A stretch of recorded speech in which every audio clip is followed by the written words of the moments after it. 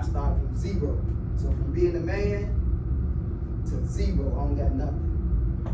So I went to work, doing this type of work right here. Itis prevention and intervention. I worked for 6 months for an organization called Ceasefire.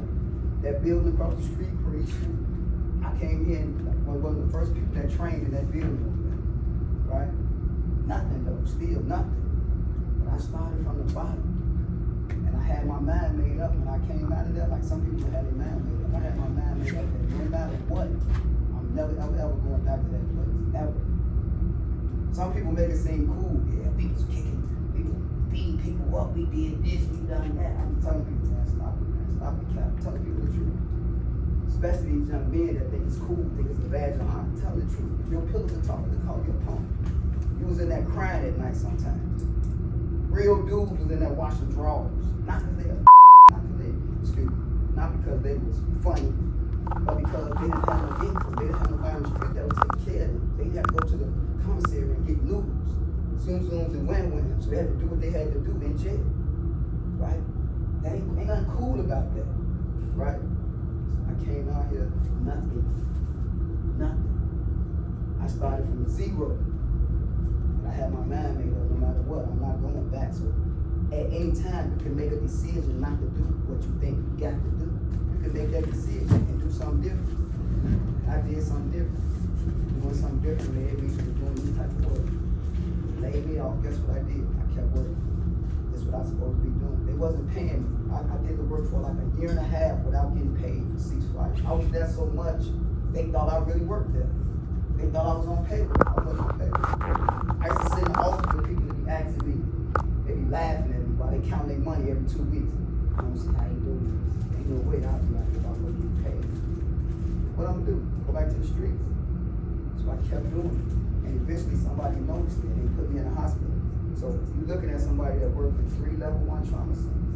Like, I worked at Christ on the 95th Cicero. I worked at Northwestern, downtown. And then most recently I worked at the University of Chicago Medical Center. And they turned that to a level 1 trauma center. From there, I came back to outreach and I became a director. Dave was one of my outreach workers at the time. From there, I did something that people have been telling me to do for a while, but I didn't want to do it. I just really wanted to just make sure the community was straight. I never wanted to be a boss, so to speak.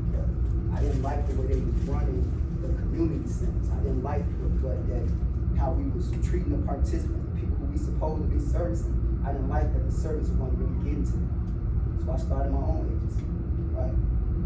So in the course of doing all those things, me, somebody who was in prison for 20 years, that people thought would never be nobody, now I'm a CEO of my own agency.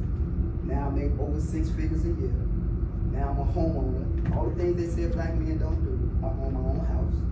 I adopted 2 kids when I came home. Not had any. I adopted 2 kids with special needs, right? That I take care of by myself, right? If you step outside when we leave, I got a nice little pretty little fancy car that all the guys want to drive. I got everything I buy is fast, right? And I did all these things on my own without doing nothing illegal to take away my freedom. And guess what? There's nothing special about me. Nothing. Everything that I did, you could do. I'll show you how to do it. These guys that work at our agency, they come from the same background I come from. I tell them every day, you should not want to be an outreach worker. I hope you want to be a CEO. I hope you want my job. When you're ready, I'm going to show you how to do it, right? So that's what these programs and stuff are designed for you, to motivate you, to let you see somebody that look like you, that come from your background, your experiences, and let you know it can be done. You can do it. You don't have to subscribe to the theory of this all we going to be, and we ain't going to be nothing more, right? So I'm what you would call a credible messenger. And I never pat myself on the back like I'm so great at what I did. If I could do it, anybody could do it.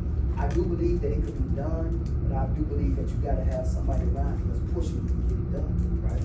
So that's the reason why me and my team took the time to come here after Dave asked to help you guys out and hopefully motivate somebody here to know that you can do it. Right? So I'm going to show y'all this video, and then we're going to talk about the video, and we'll wrap it up. Any questions that y'all got?